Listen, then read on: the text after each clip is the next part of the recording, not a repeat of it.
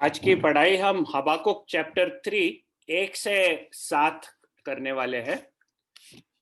आज ये जो पैसेज है उसका एक शीर्षक देना हो तो वो शीर्षक हो सकता है संदेह से विश्वास में परिवर्तन, transformation from doubts to faith. Habakkuk का किस तरह संदेह से विश्वास में परिवर्तन हुआ। तो आज के अभ्यास में हम देखेंगे कि विश्वास अपने आप को तीन रीत से किस तरह प्रकट होता है, ये वर्सेस 1 to 7 में। हम अनेक बार परमेश्वर के तरफ प्रश्न लाते हैं कि हमारे व्यक्तिगत जीवन में क्या चल रहा है और दुनिया में क्या चल रही है, और परमेश्वर का वचन हमें काफी हमारे प्रश्नों का जवाब देता है। हम परमेश्वर के वचन के ग्रहणशील हो, इफ यू आर सेंसिटिव, तो हमारे मनोभाव में परमेश्वर के तरफ काफी बदलावट हो सकता है। हमें परमेश्वर के विश्वास में बढ़ने के लिए हम आगे बढ़ सकते हैं। तो आज हम हबाकुक के उदाहरण में से सीखने वाले हैं किस तरह से एक जीवन जिधर संदेह है वो कैसे विश्वास में बदलता है। चैप्टर 1 और चैप्टर 2 में हम देखे थे कि हबाकुक को बहुत सारे प्रश्न थे कि जेरूशलेम और जूडा में जो इनजस्टिस चल रहा है वो परमेश्वर क्यों चुपचाप देखते बैठा है। तब परमेश्वर ने हबाकुक को बताया कि वो बेबीलोन देश को खड़ा कर रहा है, जिसके द्वारा वो जूडा के ऊपर न्याय करेगा और जूडा और जेरूशलेम के लोगों को वो उधर से निर्वास करेगा। They will be taken to exile. तब हबाकुक पवित्र परमेश्वर को प्रश्न करता है कि कैसे वो ये दुष्ट बेबीलोन को वापर सकता है, कैसे दुष्टता को देख भी सकता है। तब परमेश्वर हबाकुक को बताता है कि वो बेबीलोन को भी दंडित करेगा उसके दुष्टता के लिए। और चैप्टर 2 में हम परमेश्वर के बारे में तीन सत्य पढ़े, 3 मेजर ट्रूथ्स। पहला है कि the righteous will live by his faith, परंतु धर्मी अपने विश्वास के द्वारा जीवित रहेगा। दूसरा हम देखें, the earth will be filled with the knowledge of the glory of the Lord as the waters cover the sea, क्योंकि पृथ्वी यहोवा की महिमा के ज्ञान से ऐसी भर जाएंगी जैसे समुद्र जल से भर जाता है। और हमने ये देखा था कि ये अंतिम समय में जब प्रभु यीशु ख्रिस्त आके उनका मिलेनियम किंगडम एस्टेब्लिश करेंगे, तब पूरी पृथ्वी उसके महिमा के ज्ञान से भर जाने वाली है। तो इधर जो जेरूशलेम में प्रॉब्लम चला है और जो लोकल समस्या चल रही है, उसमें हम देखते हैं कि परमेश्वर अपने आप को प्रकट करता है और अंतिम समय में क्या होने वाला है वह भी वो प्रकट करता है। फिर तीसरा हमने देखे थे, the Lord is in his Holi temple, let all the earth keep silence before him. परंतु यहोवा अपने पवित्र मंदिर में है, समस्त पृथ्वी उसके सामने शांत रहे। जब परमेश्वर अपने आप को पूरी तरह से प्रकट करता है, तब मनुष्य का एक ही उत्तर उस समय है। परमेश्वर चाहता है कि पूरी पृथ्वी उसके सामने शांत रहे, क्योंकि यहोवा अपने पवित्र मंदिर में है, वही विराजमान है। और जो भी जग में हो रहा है वो पूरी तरह से उसके काबू में है। आज हम चैप्टर 3 पढ़ेंगे कि हबाकुक ये जो प्रश्न करता है और प्रश्न के जो परमेश्वर उसे उत्तर देता है, वो सब परमेश्वर का ये जो रेवलेशन होने के बाद वो कैसे विश्वास से परमेश्वर को स्वीकारता है। और ये चैप्टर 3 ये एक विश्वास का चैप्टर है, जिधर परमेश्वर के ऊपर पूरा विश्वास और भरोसा रख के हबाकुक प्रार्थना करता है। तो चैप्टर 1 में पूरा उसका संदेह था, क्वेश्चंस थे, डाउट्स थे। चैप्टर 2 में परमेश्वर उसका उत्तर देता है और चैप्टर 3 हबाकुक का एक रिस्पॉन्स है परमेश्वर को, और वो रिस्पॉन्स वो पूरी तरह से विश्वास से आधारित है, और वो अभी हम देखेंगे। पहला हम देखेंगे कि विश्वास अपने आप को how does hope express itself, or how does faith express itself? So faith expresses itself by glorifying God for who he is and what he has done. विश्वास अपने आप को प्रकट करता है परमेश्वर की महिमा करने में, कि वो कौन है और उसने क्या किया है। दूसरे वचन में हम पढ़ते हैं, हे यहोवा, मैं तेरी कीर्ति सुनकर डर गया। हे यहोवा, मैं तेरी कीर्ति सुनकर डर गया।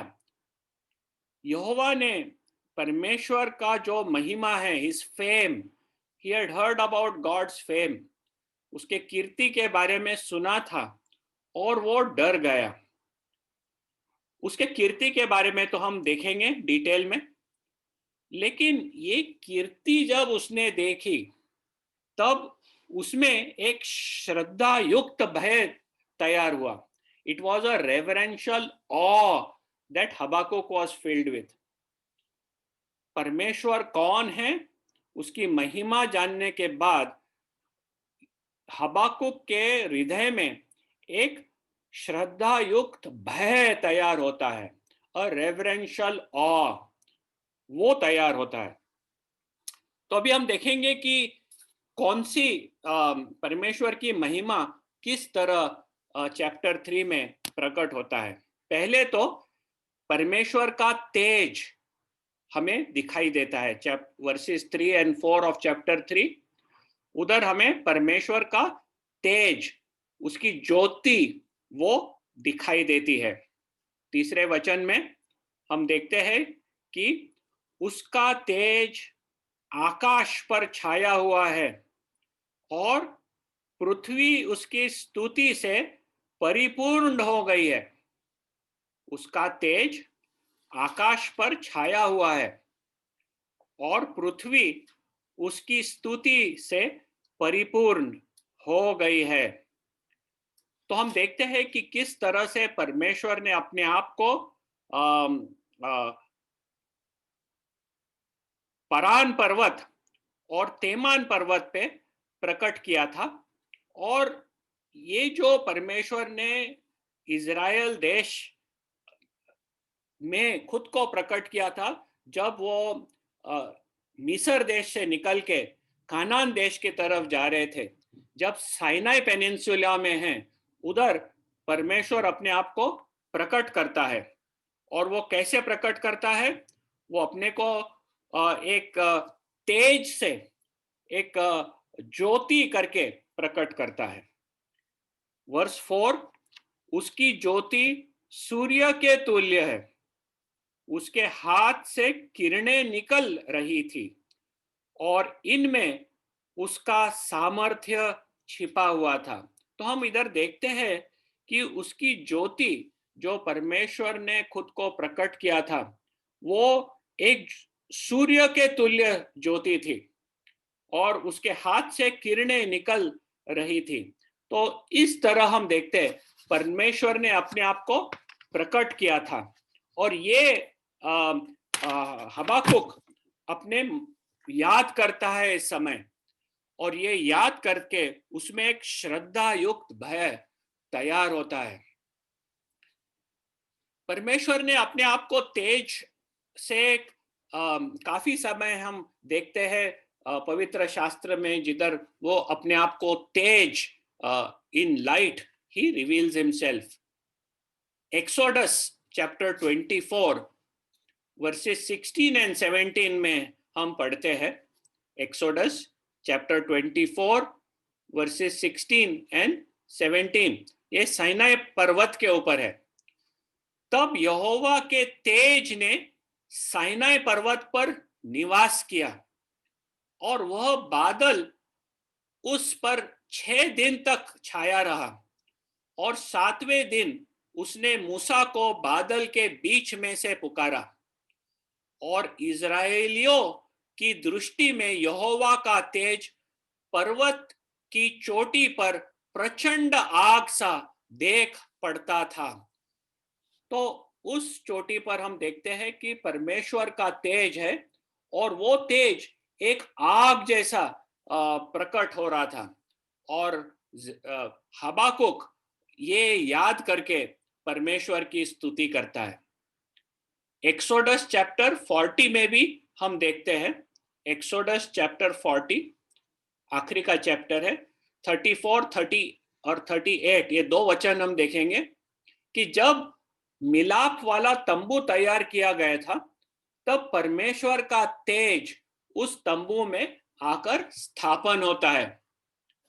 तब बादल मिलाप वाले तंबू पर छा गए, और यहोवा का तेज निवास स्थान में भर गया।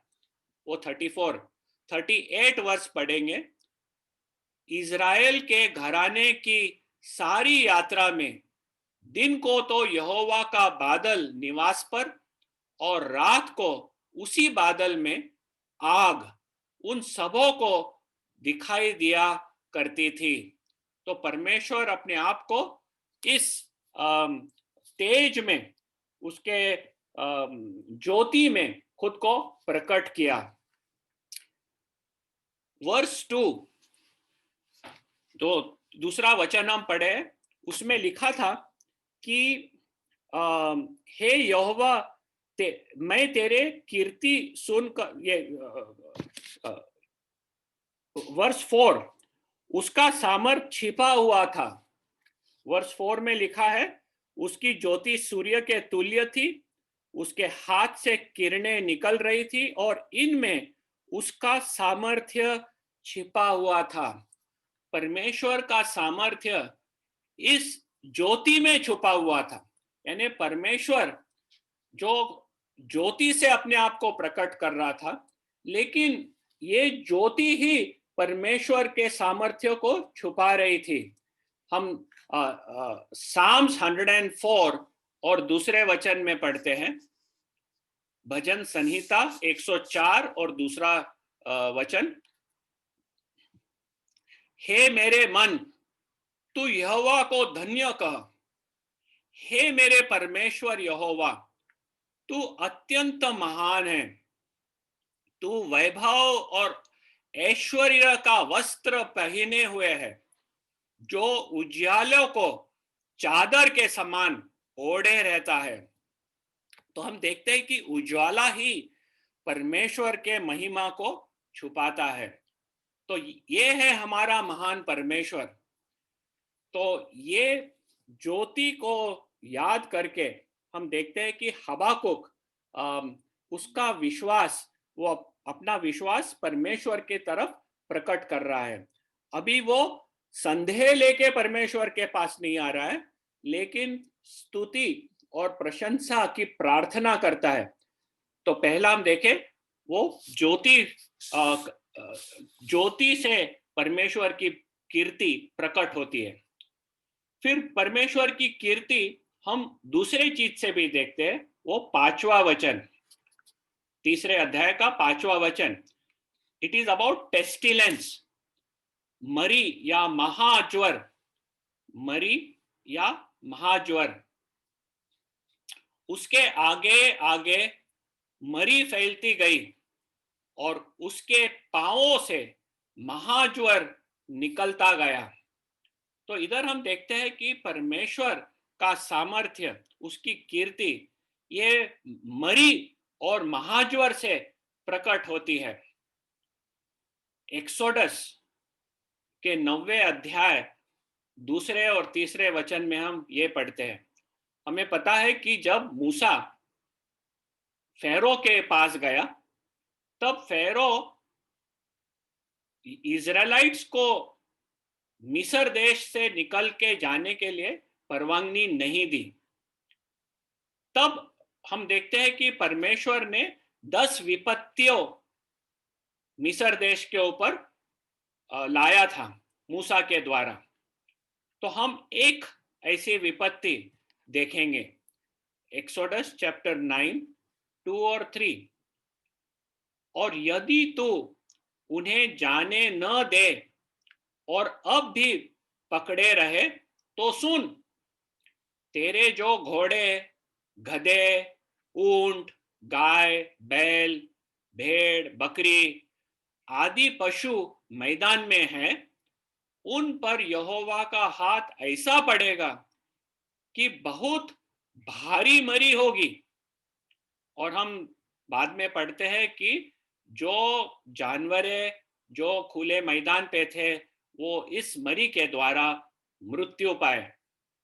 तो इधर हम देखते हैं कि परमेश्वर अपनी कीर्ति इस मरी और महाज्वर के द्वारा प्रकट करता है और उसके ऊपर हबाकुक का ध्यान जा रहा है। दूसरे जगह भी हम देखते हैं, 2 सैमुएल्स चैप्टर 24 और 15वां वचन। दूसरा सैमुएल 24वां अध्याय और 15 वचन। ये जब होता है कि दाऊद एक जनगणना, एक सेंसस करता है, और ये सेंसस करने में कोई पाप का दाग था और परमेश्वर दाऊद के ऊपर क्रोधित हो जाता है। तो वो पढ़ेंगे हम, एक्सोडस चैप्टर 9 वर्सेस 2 और 3। और यदि तू उन्हें जाने न दे और अब भी नहीं, तब यहोवा इजराइलियों में सुबह से ले ठहराए हुए समय तक मरी फैलाए रहा और दान से लेके बिरशिबा तक रहने वाली प्रजा में से 70,000 पुरुष मर गए। तो हम देखते हैं कि ये जो दाऊद ने पाप किया था, जनगणना करके सेंसस लेकर, उसका जो दंड परमेश्वर ने दिया वो एक महामारी का दंड था। और ये जो मरी फैली उधर, उसमें से 70,000 इजरायली लोग मृत्यु पाए। तीसरा एक एग्जाम्पल देखेंगे हम, जिधर परमेश्वर दंडित करता है। 2 Kings chapter 19 verse 35। 2 Kings chapter 19 verse 35। हमने देखे थे कि किस तरह से असीरिया का राजा हिजकिय्याह राजा के ऊपर आके उनके ऊपर दमदाटी कर रहा है और यरूशलेम को कब्जे में लेने के लिए उसका प्रयत्न था। तब यशायाह हिजकिय्याह को कहता है कि डर मत, कुछ नहीं होगा। उस समय की बात है ये। उसी रात में क्या हुआ कि यहोवा के दूत ने निकलकर अशूरियों की छावनी में 1,85,000 पुरुषों को मारा। और भोर को जब लोग सवेरे उठे, तब देखा कि लाश ही लाश पड़ी है। बाइबल के बाहर के सोर्सेस से समझता है कि उधर एक बड़ा सा प्लेग, महामारी हुआ, और ये जो दूत था, वो दूत ने एक महामारी का वेपन लेकर उधर एक रात में 1,85,000 असुरियों को मार डाला। उसके बाद असीरिया के आर्मी ने जो एक सराउंड करके रखे थे जेरूसलम को, उधर से निकलकर वापस चले जाते हैं। तो ये हम देखते हैं कि परमेश्वर की जो कीर्ति है वो एक तेज उसके उजाला से प्रकट होती है। दूसरा, उसके मरी और महाज्वर में से भी प्रकट होती है। तीसरा, हम देखते हैं कि किस तरह से वो पर्वत और पहाड़ियों को थरथरा देता है। परमेश्वर की कीर्ति प्रकट होती है जब वो पर्वत और पहाड़ियों को थरथरा देता है। इसका मतलब है कैसे वो जाति जाति के लोगों को थरथरा देता है। छठा वचन हम पढ़ेंगे। वह खड़ा हो कर पृथ्वी को नाप रहा था। परमेश्वर बताते हैं कि जब इजरायली लोग मिस्र देश में से निकल के कानान में आ रहे हैं, तब वह खड़ा होकर, परमेश्वर खड़ा होकर पृथ्वी को नाप रहा था। उसने देखा और जाति जाति के लोग घबरा गए। तब सनातन पर्वत चकनाचूर हो गए और सनातन की पहाड़ियां झुक गई। उसकी गति अनंत काल से एक सी है। और 7वें वचन में लिखा है, मुझे कुशन के तंबू में रहने वाले दुख से दबे दिखाई पड़े और मिद्यान देश के डेरे डगमगा गए। तो इधर हम देखते हैं कि एक तो जाति जाति के लोग घबरा गए। दूसरा स्पेसिफिक इंसिडेंट देता है कि किस तरह से कुशान के तंबू दुख से दबे दिखाई पड़े। अब ये कुशान जो बोले हैं, इफ इट इज कुश रहा तो इट इज अफ्रीका, यानी इजिप्ट, सूडान और इथियोपिया, ये कुश राज्य में आता था। और बाकी आगे पढ़े तो उधर हम देखते हैं कि जो मीडियानाइट्स थे, मीडियानाइट्स जो साइनाई पर्वत, साइनाई रेगिस्तान के उत्तर दिशा में जो रहने के, ये लोग उनको परमेश्वर के लोगों के विरुद्ध थे और वो डगमगा गए। और ये जो परमेश्वर का लोगों के ऊपर जो असर था, उसे वो कहता है कि तब सनातन पर्वत चकनाचूर हो गए और सनातन की पहाड़ियां झुक गई। उसकी गति अनंत काल से एक सी है। तो इधर एक कॉन्ट्रास्ट देखते हैं। जब पहाड़ देखते हैं तब हमें लगता है कि पहाड़ अनंत काल से है।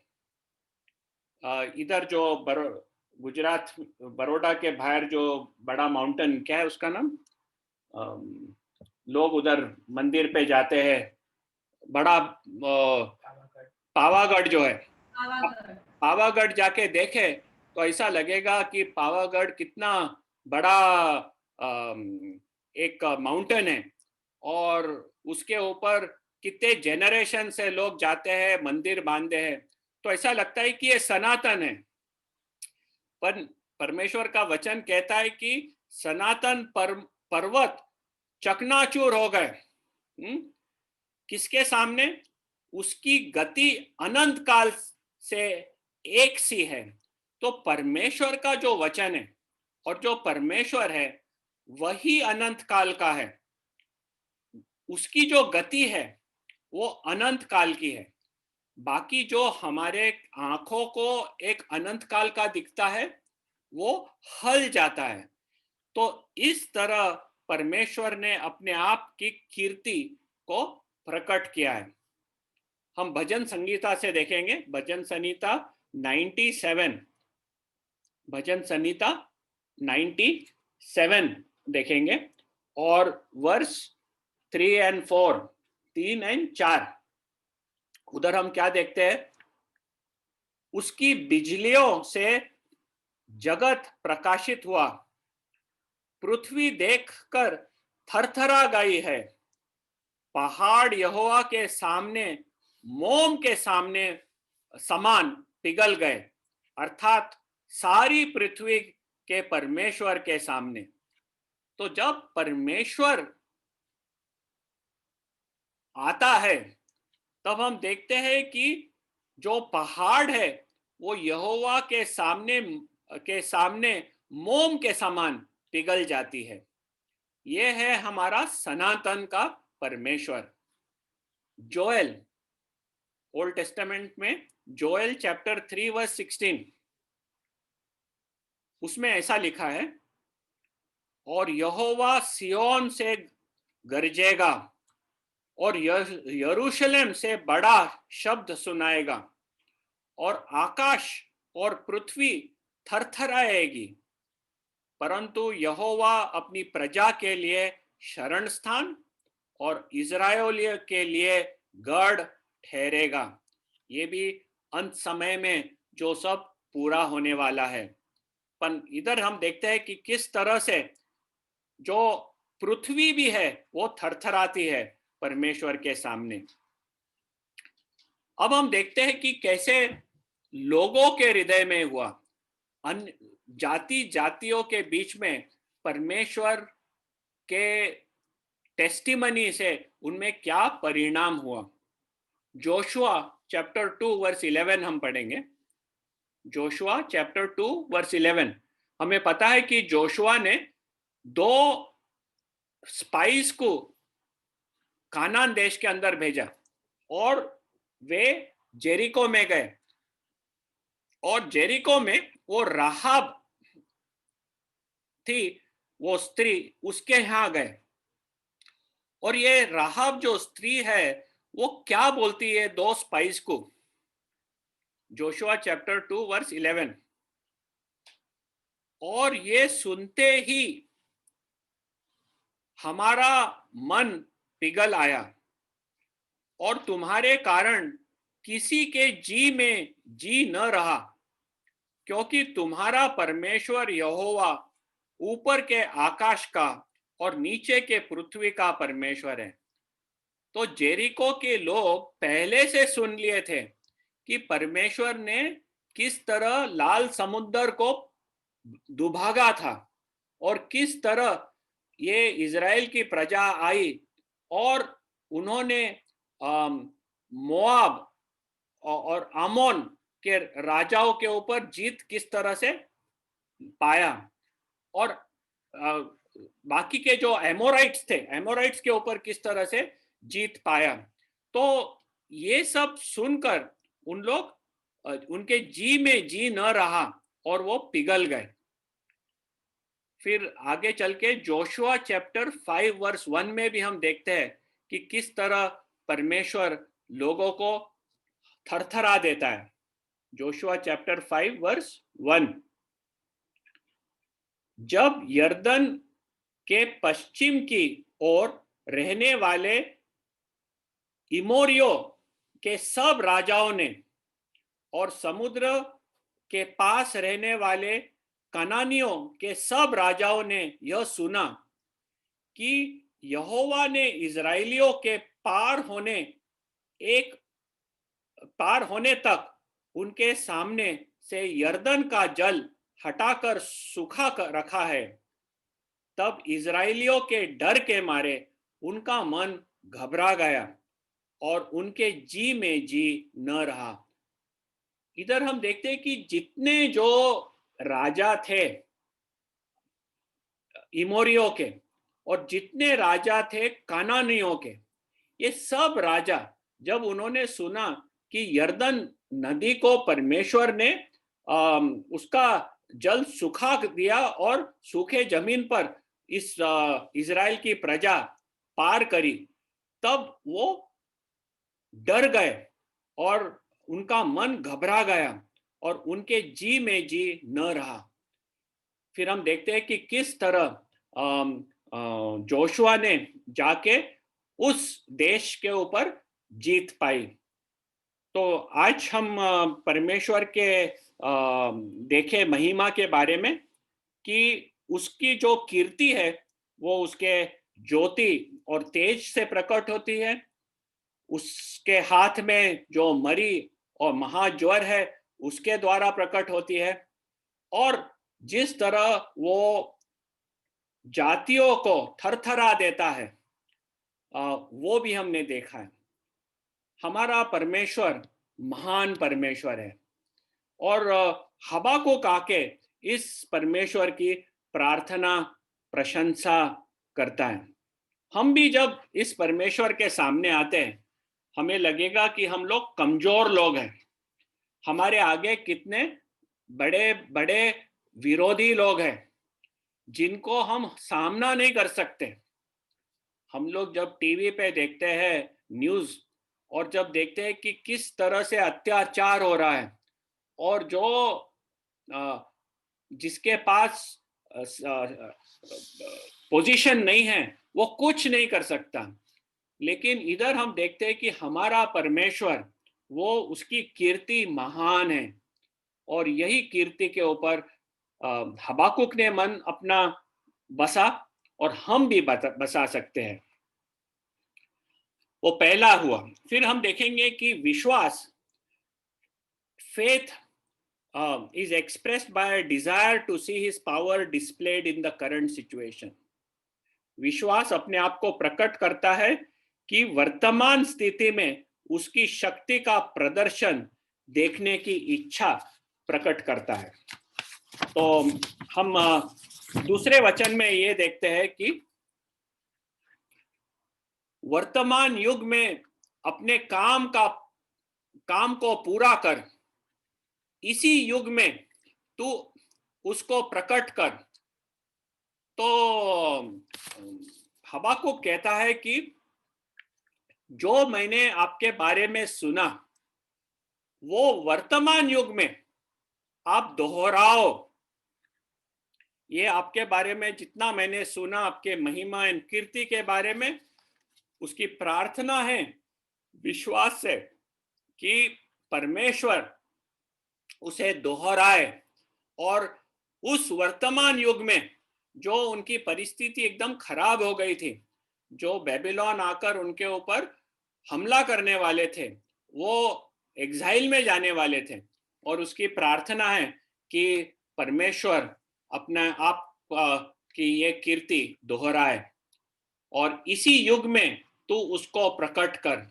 वो वापस चाहता है कि इज़राइल अपने परमेश्वर की ये जो कीर्ति है वापस उनके दिन में जान सके। हबाकुक जानता था कि परमेश्वर का न्याय उनके ऊपर होने वाला है। चैप्टर 2 में परमेश्वर ने बहुत स्पष्ट रीत से चैप्टर 1 और चैप्टर 1 में स्पष्ट कर दिया था कि जूडा और जेरूशलेम का समय हो गया है और वो दंडित होने वाले हैं। तो हबाकुक में उसके मन में एकदम क्लियर था कि न्याय होने वाला है और वो निर्वासन होने वाले हैं।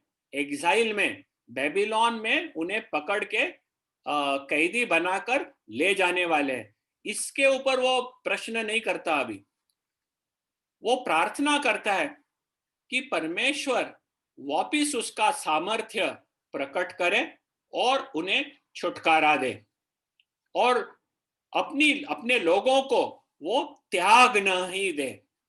हाँ, दंडित करेगा, वो निर्वासन हो गए, लेकिन उसके बाद परमेश्वर अपना सामर्थ्य बता के उन्हें छुटकारा देगा। 2 क्रॉनिकल्स, उसे पता है कि पवित्र शास्त्र में क्या लिखा है। तो हम देखेंगे 2 क्रॉनिकल्स चैप्टर 6 वर्स 36, 2 इतिहास 6ठा अध्याय और 36वां वचन। जब सुलेमान राजा मंदिर की स्थापन करता है और प्रार्थना से वो मंदिर को परमेश्वर के डेडिकेट करता है, उस समय वो प्रार्थना करता है। 36 वर्ष में हम देखेंगे वो प्रार्थना क्या करता है। निष्पाप तो कोई मनुष्य नहीं है, यदि वे भी तेरे विरुद्ध पाप करें और तू उन पर कोप करके उन्हें शत्रुओं के हाथ कर दे और वे उन्हें बंधुआ करके किसी देश को, चाहे वह दूर हो चाहे निकट, ले जाए। और फिर वो बोलता है 37 और 38 में, कभी ये लोग अपने पापों को कबूल करके पूरे हृदय से पश्चाताप करे तो प्रार्थना करता है परमेश्वर को, वर्स 39 में। और वो पढ़ेंगे हम वर्स 39। तो तू अपने स्वर्गीय निवास स्थान में से उनकी प्रार्थना और गिड़गिड़ाहट सुनना और उनका न्याय करना, और जो पाप तेरी प्रजा के लिए तेरे विरुद्ध करे उन्हें क्षमा करना।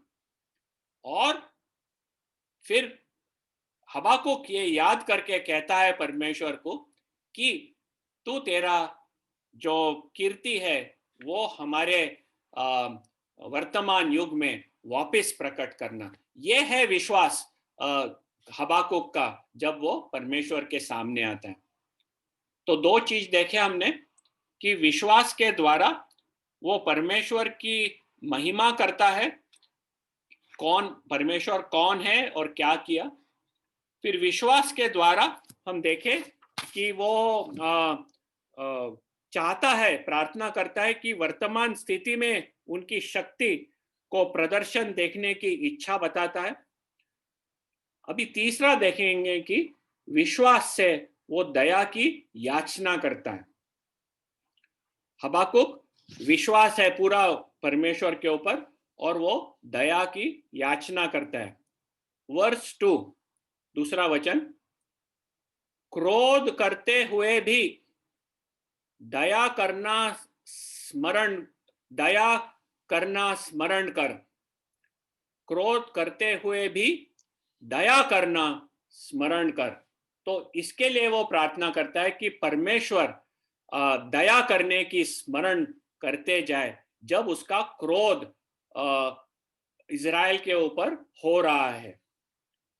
क्रोध जब होता है तब परमेश्वर जो न्यायी है, जो पवित्र है, वो उसका क्रोध प्रकट कर रहा है।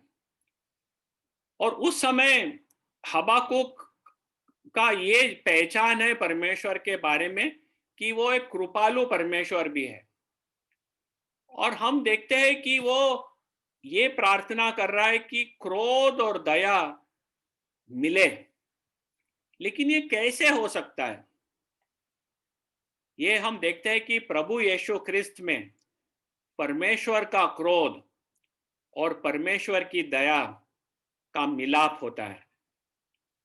परमेश्वर का पूरा क्रोध प्रभु यीशु ख्रिस्त के ऊपर गिरा, क्रूस के ऊपर, जिधर उसने हमारे पाप खुद पर धारण करके उस पापों का पूरा दंड उसने क्रूस पे चुका दिया और चिल्लाया, तेतेलेस्ताय, इट इज फिनिश्ड, संपूर्ण हो गया है। और ये जो क्रोध प्रभु यीशु ख्रिस्त के ऊपर पड़ा, तब परमेश्वर की जो दया है वो हमारे पे पड़ी। परमेश्वर का क्रोध हमारे पे पड़ना था, लेकिन परमेश्वर का क्रोध प्रभु यीशु ख्रिस्त ने अपने आप पर ले लिया और अब रास्ता खुला है। प्रभु बोला है कि मेरे शरीर में एक रास्ता खुला है और ये शरीर के द्वारा हम प्रभु परमेश्वर के पास जाते हैं और उसके पास से हमें दया मिलता है, क्योंकि क्रोध प्रभु यीशु ख्रिस्त के पास रुक जाता है। तो जब हम हबाकुक को देखते हैं और वो परमेश्वर के दया के लिए प्रार्थना करता है, आज जो हम प्रभु यीशु ख्रिस्त के विश्वासी हैं, हम पूरे विश्वास से प्रार्थना कर सकते हैं परमेश्वर के दया के लिए।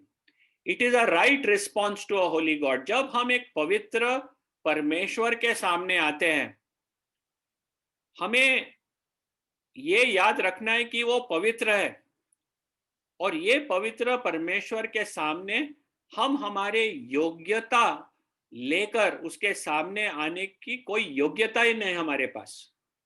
हम योग्य नहीं हैं परमेश्वर के सामने आने। हम उसके सामने आना हो तो सिर्फ दया के रास्ते से हम आ सकते हैं। हमारा योग्यता लेके हम परमेश्वर के सामने बिल्कुल नहीं आ सकते हैं। तो ये हबाकुक के इस आज के लेसन में से समझता है कि कैसे हबाकुक जिसके मन में इतने डाउट्स थे, वो अभी विश्वास में परिवर्तन हुआ है। हमें भी हमारे खुद के जीवन को जांचना है। हमारे भी मन में परमेश्वर के बारे में कितने प्रश्न आते रहते हैं। परमेश्वर, ये मेरे जीवन में क्यों हो रहा है? ये तकलीफ मुझे क्यों आ रही है? ये ऐसा क्यों हो रहा है, वैसा क्यों हो रहा है? परमेश्वर तुम है कि नहीं है? बहुत सारे प्रश्न आते हैं। और परमेश्वर, उसके वचन, हमारा हृदय परमेश्वर की ओर हो तो उसके वचन के द्वारा हमारे जो भी शंकाएं वो दूर हो जाती है। और जब वो ये शंकाएं का उत्तर देता है और दूर करता है, क्या हम परमेश्वर के सामने पूरे विश्वास से फिर जीते हैं जैसे हबाकुक ने किया? तीसरे चैप्टर में हम कोई भी एक शंका प्रश्न हबाकुक के माइंड में नहीं देखते। चैप्टर 1 पूरे क्वेश्चन मार्क से भरा हुआ था। चैप्टर 3 में पूरी तरह से विश्वास का रिस्पॉन्स है। हम परमेश्वर के सामने जब आते हैं, क्या हमारे में एक श्रद्धा युक्त भय है परमेश्वर के बारे में? हाँ, हम उन्हें पिता कहते हैं, हम प्रभु यीशु ख्रिस्त का हमारा भाई कहते हैं, लेकिन क्या हम जानते हैं कि ये परमेश्वर है? और उनके सामने आते वक्त क्या हमारे में एक श्रद्धा युक्त भय और रेवरेंशियल ऑ होता है जैसे हबाकुक को था? क्या हम ईमानदारी से उसकी प्रशंसा करते हैं? हबाकुक ने प्रशंसा किया परमेश्वर की, वो कौन है, उसके कीर्ति के ऊपर उसने प्रशंसा किया। क्या हम करते हैं उसकी प्रशंसा ईमानदारी से? क्या हम वर्तमान स्थिति में उसकी शक्ति का प्रदर्शन देखने की इच्छा रखते हैं? क्या हमारा विश्वास बढ़ चुका है कि आज हमारे परिस्थिति में परमेश्वर खुद को प्रकट करता है और हमारे जीवन के लिए जो भी अच्छा है, किसी भी बुरी परिस्थिति में हमारे लिए जो अच्छा है वही करता है? और तीसरा, क्या हम जानते हैं कि केवल उसकी दया हमें बचा सकती है, हमारी योग्यता नहीं? और इस दीनता से हम उसके सामने आते हैं और ये महान परमेश्वर की हम आराधना और स्तुति कर सकते हैं।